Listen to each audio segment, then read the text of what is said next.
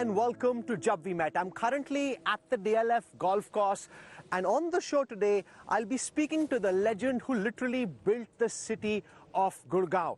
KP Singh has a new book out. It's about his life journey, and on the show, we'll be talking about the triumphs, the tribulations of the man, the legend, KP Singh. Kaptan Saab, welcome to Jab We Met. Thank you very much. Lovely to have you with us. Good to know that you are playing golf. It's great to join you for a few holes and to speak about the city that you've built, what went right, what went wrong, and the lessons that you've learned in this life. Let's get started. Okay, sure.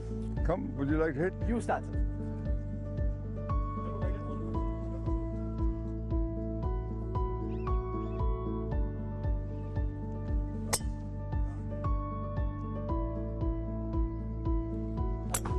Oh, what a shot.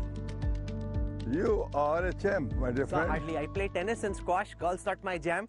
Cricket, tennis, squash. It's called hand-eye coordination. Some people can play, some people just can't connect. You connect well. That's very kind of you. Thank you. Sir, when you built this golf course and when you literally came up with the blueprint for what you imagined Gurugram to be, there was nothing like this. Where this vision came from? Because now in India there are several places which have tried to build something similar. Actually, as you know, my life was not real estate. I've written this book. I was in the army, cavalry, and then I joined a manufacturing company, electric motor storage battery. I accidentally got involved and persuaded my family to revive DLF. Why revive? Because DLF became a closed entity in 1958. A law came which almost threw out the private sector from the game of urban land development.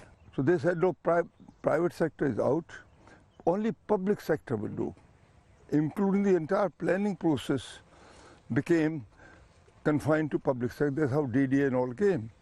Now, perhaps it may have been good intention at that time, but it created the biggest havoc in the country because the demand was so much. Even now, the defect in master planning, because they don't have vision. I say, when you think city, think 100 years ahead. Soon after independence, everything was shortage. So they made it, think small, manage shortages. Now, if you think small in urban infrastructure, then your roads are narrow, apartments are small, water supply is limited. But not realizing is democracy, entrepreneurs. As they grow, the demand is huge. Where do you think Gurugram and the model of the knowledge city went wrong? You know, what is right everyone can see.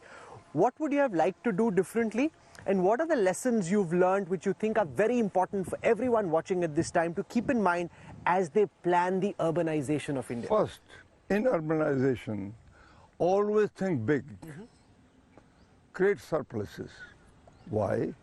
Because it's entrepreneurs. India is a democracy. Look at today, we are becoming third largest country in the world. When growth takes place, you need corresponding urban infrastructure. So therefore, the thinking small, myopic, was a completely wrong thing. Now they have to open up to think big. Why 12-meter road? Why not 38, 40 meters? Water supply is limited. Why not more? Why not take care of the drainage? Everything has to be thought through in a way. And then why somebody says, oh, it's too surplus. No, maybe for 10, 15 years surplus. But it'll catch up later on. And please understand, mistakes made in industrial manufacturing can be corrected by throwing the machines out, new technology. Urbanization, once mistakes made, cannot ever be corrected because you lay the roads, houses have come up, you want to correct it, how the hell do you correct it? You can't demolish the house, it's impossible. This is what happened to India today. My exposure, fortunately, earlier in England, then I was blessed with meeting Americans and then GE board. So it gave me a different exposure. And question is, if world can do, why can't India do? Why can't India do? So I embarked on a mission. I must advocate hard, use media, everybody, to convince before the government that the policy we take in 58 needs reversal. And that's what happened in 80. I met accidentally Rajiv Gandhi, who played a major role. He said, yes, make a new. That's how the Gurugram city came around. But this was not what we planned, by the way. No, no. They were visionary, the team, the Urban Singh. They said, we want a green city to be made here for every section of society, not only rich. So issue was this. Then I took it upon myself. I'm a learner. So I said, okay, I'll go abroad. Went to South Korea, Malaysia, Hong Kong, Singapore. I want to understand what these guys are doing. So I came back, I gave a proposal, was let me connect Delhi with this, with a 16-lane highway. I will make this highway at my cost and hand it over to the government free of cost. In lieu of thereof, allow me to do the entire planning of Gurugram, which they agreed. But alas, what happened was he went, a new government came in, Mr. Bansilal. He was hell-bent on, he was against private sector in the urban land business. So he brought into the same antiquated norms, back to square one. If you see in phase 5, we call it, we are walking. Now this fortunately is a replica of what the whole Gurugram was supposed to be. But I never gave up. Fortunately, I found Haryana government's successive chief ministers were very responsive. I demonstrated to them that this will change the face of Haryana. They agreed, said try. This is a forerunner, become example for other states to follow. Correct. So somebody has to take one lead, others follow. As you look at how Gurgaon and urban India is shaping up, is A, haphazard planning, B, unauthorized colonies, C, lack of water. How do you think India as a country should be addressing these key challenges? Basically, everything emanates from planning. We have got some very fine bureaucrats in the country, but if you have them for 3 years and then transfer to another job, the guy would not be able to understand what a vision means. Visionaries are those who have the capability of thinking how a democratic country in India will grow 20, 30, 50, 40, 100 years ahead. It is a vision.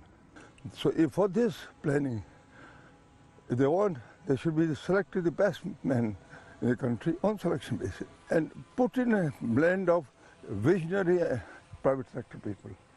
Together they make a plan, not the way it is being made today.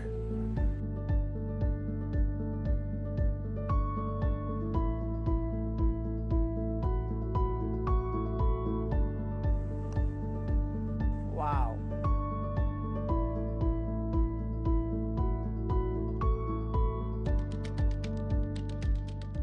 So as one sees you play golf, it is almost inconceivable to imagine that you're in your mid-90s. So much energy at this age. I mean, you're an inspiration for any person. I mean, if anybody who's watching is as active as you are in your 90s, I mean, hats off. And considering my game has improved. How come? It is passion for life.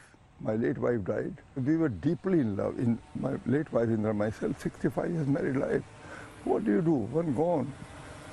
I said, no, I must make my life again. So I got into sports.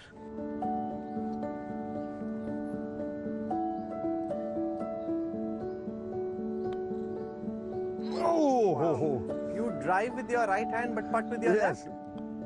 Oh, what a putt, what a putt. So I want to come back again to the challenge of water scarcity. In a place like Gurugram and in a country like ours, that's one of the biggest issues. As you build these high rises, I mean, the charge that would be leveled is that these tall multi-story buildings simply don't account for the demands on water and the availability of water. How would you address that? We have addressed it, perhaps we are the only company. We are very conscious of this fact. And therefore, would you believe, we have surplus water throughout, because what we do, that all the buildings, this was a vision in ahead, all the buildings which people live, then you do sewage treatment. Now we have got ultra efficient and state-of-the-art sewage plants here. So what happens is, in the sewage plants, now the populations come to size that with the treatment plant, it not only supplies water for the everything here, it is surplus. and more people live, more surplus. So we'll be supplying to others actually. So we don't tap any tube well, no groundwater. It is a classic thing. So the whole thing is that we are even ahead of what is requirement to see that you should not tap the already depleted water resources. Rather, you should augment the level. So we went upon an idea some time back when we conceived this thing, we'll do differently. Normally what happens is the garbage goes to government and they do treatment plant. We said, no, you do, but we take over. So we have everything, as you see, all things is internal water supply, not one thing from outside. We invest very hugely into all these requirements to always remain ahead of the curve. And this was sort of envisaged by us that as we grow, water shortage is bound to come.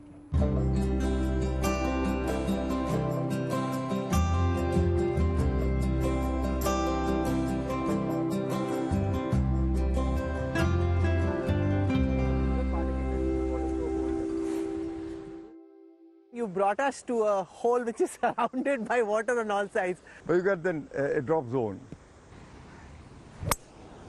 Oh my God, that is amazing. What I find fascinating, Mr. Singh, as I read your book, was the fact that even when you were essentially just a countryside boy, and when you went to the UK to study aeronautical engineering, you were able to network with and make friends with people who were far above your station in life at that time. I think there are some lessons for people who are watching and listening to you to learn. You know, you're amongst the best networked people now because of your stature, but even when you weren't who you are now, you had this fascinating ability. What did you learn? What can you teach? The most success in life comes from a relationship. You can be individually brilliant, you don't succeed. So some people have in them, some people don't have in them. You have to have a personality pleasing, which is easy to interact with people. Fortunately, me and my late wife, both we had. So you are right, absolutely. Down from my day one, maybe my stint in England, playing polo, that gave me a different thing. But I'm very comfortable in developing friends. And my success of life is quite a lot because of these large people around the world who are my good friends. Keep looking at the ball. Oh, what a shot. Sir, you know, you're so much about living your life, no matter what your age may be. And I think there's a lesson for everyone in that. You know, how do you keep your spirits so high at a time when, as you write in your book, all your contemporaries are either long gone or not in a position to be able to play golf and get the ball on the island green? I believe very strongly that if you remain positive in outlook, right from day one, I never see the dark side. So positivity in your life, and secondly, you want to do better than yesterday, better than the best. So it is like a passion for doing something good in your life. And I do believe myself, I'm a great learner, by the way. I learn from others. So throughout my life, I've learned everything and then acted. I never acted just for the heck of it. So that, along with good friendship and positivity, is my view the essence of life. So many of your years was spent taking care of your late wife, Indira. Yes. And that really struck me as very touching, the fact that, you know, she had so many multiple health conditions, and yet you completely refused to give up. Frankly, she had, as you know, saw this helicopter accident. Then she got what they call MRSA, which is the most hospital-acquired infection, most deadly infection. Both happened. So I was told, because for MRSA, there had to be very strong medicine. Offset of was, she developed small cell lung cancer. So one thing led to the other. So I found every doctor had their own view. So I decided, I learned everything about medicine. And I said, docs, I consult every doctor, but decision I will take. I said, I'll indemnify all of you. Whoever wants, I said, indemnify. But decision is mine. Because every time it is a matter of this doctor will say this doctor will say this. I use my common sense, and thank God I succeeded. What others said that she will live only for a few days, she lived 16 years. So it was my devotion to a cause. And by the way, the same thing applies to my business thing. If I get involved in something, I go very deep dive into it.